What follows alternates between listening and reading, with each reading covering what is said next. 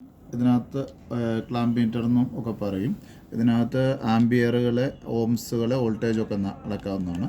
നമ്മൾ ഇന്ന് ഇത് ഓംസ് വെച്ചുകൊണ്ട് ഇത് എ സിയുടെ കോയിലിൻ്റെ സെൻസർ, ഇത് കോയിൽ സെൻസറാണ്, ഇത് റൂമിൻ്റെ സെൻസറാണ് പി സി ബിയിൽ വരുന്ന. ഇത് രണ്ടിൻ്റെ ഓംസ് വെച്ച് ഇത് നല്ലതാണോ അല്ലയോ എന്നുള്ളത് നമ്മൾ എങ്ങനെയാണ് ചെക്ക് ചെയ്യുന്നതെന്ന് നമുക്ക് നോക്കാം. ഇപ്പം ആദ്യമായിട്ട് നമ്മൾ റൂമിൻ്റെ സെൻസർ എടുത്തിരിക്കുകയാണ്. ഈ റൂമിൻ്റെ സെൻസറിൻ്റെ ഓംസ് എത്രയാണെന്ന് നമ്മൾ ചെക്ക് ചെയ്യുകയാണ്. നോക്കിക്കോളൂ.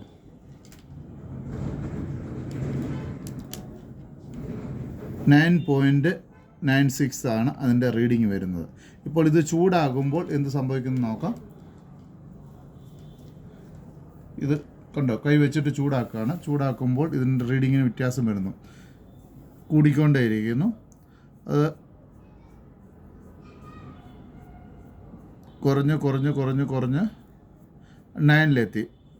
അതേസമയം 8, 9 ഇങ്ങനെ കുറഞ്ഞുകൊണ്ട് അത് ചൂടാകും തോറും അതിൻ്റെ റീഡിങ് ഓംസ് കുറഞ്ഞുകൊണ്ടിരിക്കുകയാണ്. അതേസമയം ഇത് തണുക്കുമ്പോൾ എന്ത് സംഭവിക്കുന്നു നോക്കിയേ. തണുത്ത വെള്ളമാണ് അതിനകത്ത് ഇട്ടിരിക്കുകയാണ്.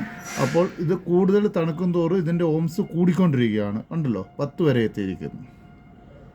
ഇതിന് നമുക്ക് മനസ്സിലാക്കാം ഈ സെൻസർ ശരിയാണ്, റൂമിൻ്റെ സെൻസർ. അതേപോലെ തന്നെ നമ്മൾ കോയിൽ സെൻസർ, ഇത് കോയിൽ സെൻസറാണ്.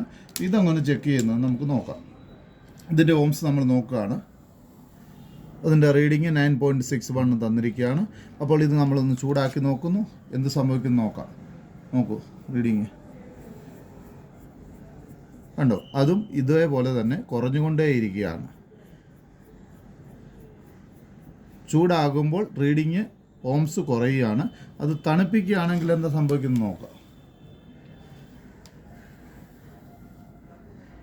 അതുകൊണ്ടോ, തണുപ്പിക്കുമ്പോൾ അതിൻ്റെ റീഡിങ് കൂടുകയാണ് ചെയ്യുന്നത്. ഇതിൽ നിന്ന് നമുക്ക് മനസ്സിലാക്കാം ഈ രണ്ട് സെൻസറും നല്ല രീതിയിൽ വർക്ക് ചെയ്യുന്ന സെൻസറുകളാണ്.